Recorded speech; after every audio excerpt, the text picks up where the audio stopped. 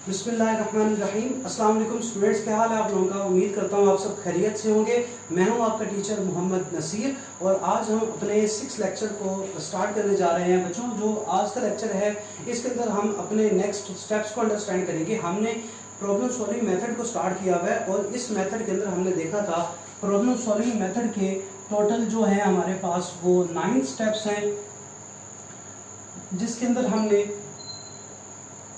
पहले 4 स्टेप्स को अंडरस्टैंड कर लिया। टोटल 9 स्टेप्स हैं जिसके अंदर हमने 4 स्टेप्स को अंडरस्टैंड कर लिया। पहला क्या था? Problem identification, specify requirements, analyse the problem, design algorithm and draw flow chart. ये हमारा 4th स्टेप था। 5th स्टेप आज जो हम अंडरस्टैंड करने जा रहे हैं बच्चों, ये है कोडिंग का। कोडिंग क्या होती है? इसके अंदर हम प्रोग्राम अपना बनाते हैं, प्रोग्राम लिखते हैं। प्रोग्राम लिखने के लिए जब हम देखें, जब डिजाइनिंग हो जाती है ना, किसी भी चीज़ का मैप बन जाता है, किसी भी चीज़ का जब डिज़ाइन बन जाता है तो फिर हम उसको बनाना शुरू कर देते हैं कि भाई अब कोई भी चीज़ नहीं है, किसी भी किस्म की कन्फ्यूजन नहीं है, आप इसको स्टार्ट कर दो, इसको बनाना शुरू कर दो। तो अब हम अपने प्रोग्राम को लिखना शुरू कर देंगे। तो प्रोग्राम बनाने के लिए याद रखें, प्रोग्राम जो होता है ये किसी भी प्रोग्रामिंग लैंग्वेज में लिखा जाता है। प्रोग्राम को किसी भी प्रोग्रामिंग लैंग्वेज में लिखा जाता है। और प्रोग्रामिंग लैंग्वेज अब हमारे पास डिफरेंट अवेलेबल हैं। जिस तरह की हमारे पास प्रॉब्लम होती है उस तरीके की उसी के हिसाब से हम प्रोग्रामिंग लैंग्वेज चूज़ करते हैं। और याद रखें, किसी भी हम प्रोग्रामिंग लैंग्वेज को यूज़ कर लें, हर एक प्रोग्रामिंग लैंग्वेज का अपना एक सिंटैक्स होता है। हर एक लैंग्वेज का अपना एक सिंटैक्स होता है। अब यहाँ पे क्वेश्चन अराइज हुआ, आपका ये क्वेश्चन होगा कि सिंटैक्स किसे कहते हैं। बच्चों, जो सिंटैक्स होता है, सिंटैक्स कहते हैं ग्रामेटिकल रूल्स को कहते हैं।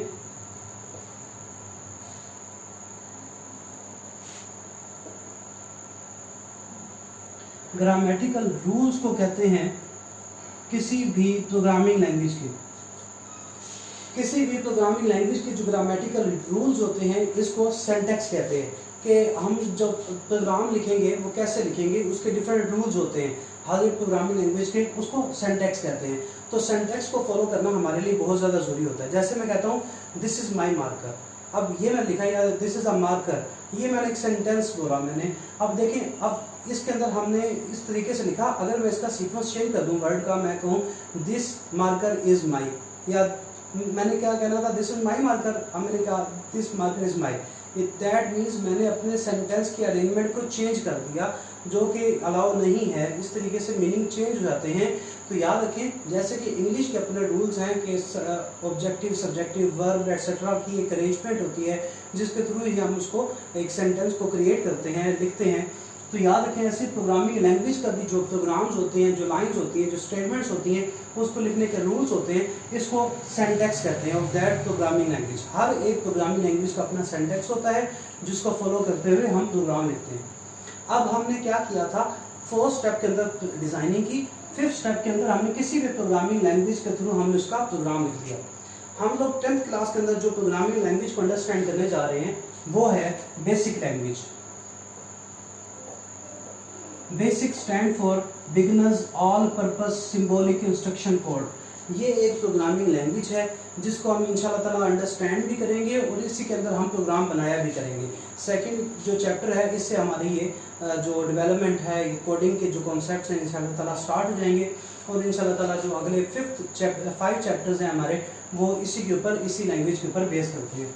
इसके बाद बच्चों, जब हमारा प्रोग्राम बन गया, अब 5th स्टेप के अंदर हम अपना प्रोग्राम बना लेते हैं। जब अब प्रोग्राम बन गया ना, तो फिर अब हम अपने प्रोग्राम को टेस्ट करेंगे कि भाई हमारा जो प्रोग्राम है ये उसी तरह की आउटपुट शो कर भी रहा है कि नहीं, आउटपुट वही प्रोड्यूस कर भी रहा है कि नहीं जो कि हमारा क्लाइंट डिमांड कर रहा है हमारे से।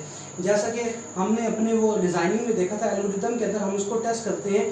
पहले डिज़ाइन को टेस्ट करते हैं जिसको टेस्ट चेकिंग कहते हैं।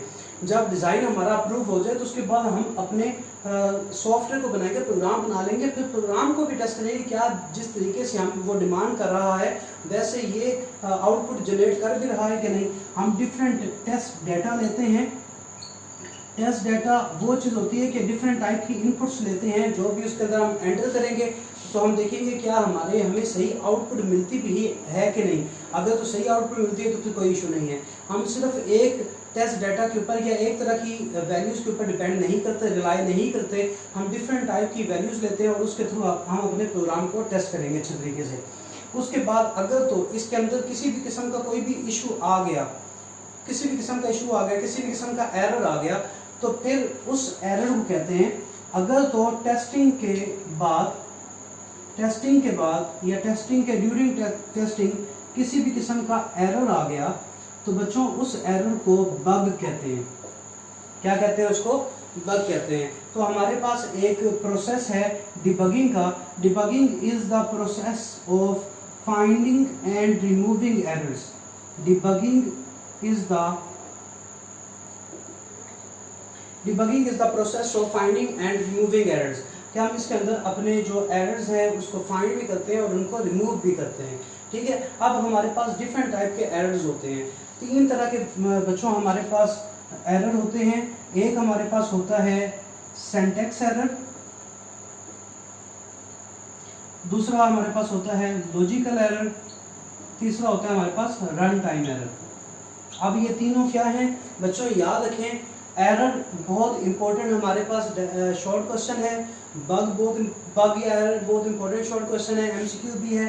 डिबगिंग की डेफिनेशन बहुत इंपॉर्टेंट शॉर्ट क्वेश्चन है। ये जो है ना हमारा 6 स्टेप जो है टेस्टिंग एंड डिबगिंग का प्रोग्राम, ये बहुत इंपॉर्टेंट लॉन्ग क्वेश्चन भी है, बोर्ड के अंदर ये कितनी दफ़ा आया हुआ है। उसके बाद याद रखें, अब ये जितने भी एरर्स हैं, सिंटैक्स एरर हो गया, लॉजिकल एरर हो गया, रन टाइम एरर हो गया, ये एमसीक्यू और शॉर्ट क्वेश्चन के पॉइंट ऑफ व्यू से बहुत ज़्यादा इंपॉर्टेंट है। अब याद रखें, ये हमारा जो पूरा टॉपिक है, ये सब टॉपिक है हमारा प्रॉब्लम सॉल्विंग मेथड का सब टॉपिक है। 6 जो स्टेप है डिबगिंग का, ये बहुत इंपॉर्टेंट है, जिसके अंदर डिबगिंग की डेफिनेशन बताते हैं, टेस्टिंग को डिस्क्राइब करते हैं हम। उसके बाद बताते हैं कि हमारे पास एरर कितने तरह के होते हैं, उनको आप अच्छे तरीके से लिख देंगे। सिंटैक्स एरर, लॉजिकल एरर और रन टाइम एरर। इंशाल्लाह ताला हम अपने नेक्स्ट लेक्चर में अब देखेंगे कि इन तीनों में क्या फ़र्क है, सिंटैक्स एरर क्या होता है, लॉजिकल एरर क्या होता है और रन टाइम एरर क्या होता है। एक दफ़ा इसको रिवाइज कर लेते हैं बच्चों। आज हमने 2 स्टेप्स को अंडरस्टैंड किया। फर्स्ट स्टेप हमारा था कोडिंग था। हम किसी भी प्रोग्रामिंग लैंग्वेज के अंदर हम अपना प्रोग्राम बना लेते हैं और प्रोग्राम बनाने के लिए, प्रोग्राम लिखने के लिए उसका सिंटैक्स को फॉलो करना बहुत ज़रूरी होता है, जो कि ग्रामेटिकल रूल्स होते हैं उस प्रोग्रामिंग लैंग्वेज के। उसके बाद हम अपना जो प्रोग्राम होगा उसको टेस्ट और डिबग करेंगे।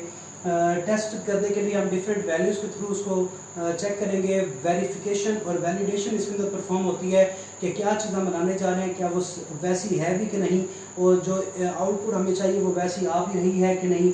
और उसके बाद हम उसकी डिबगिंग करते हैं। अगर एरर आ जाएं तो 3 तरह के एरर होते हैं, उनको हम फाइंड भी करते हैं और रिमूव भी करते हैं। इस प्रोसेस को डिबगिंग कहते हैं। उम्मीद करता हूँ आपको इसकी समझ आई होगी बच्चों। इंशाल्लाह ताला मिलेंगे अपने नेक्स्ट लेक्चर में। अपना ख्याल रखिएगा, दुआ में खास तौर पर याद रखिएगा। अल्लाह हाफिज़।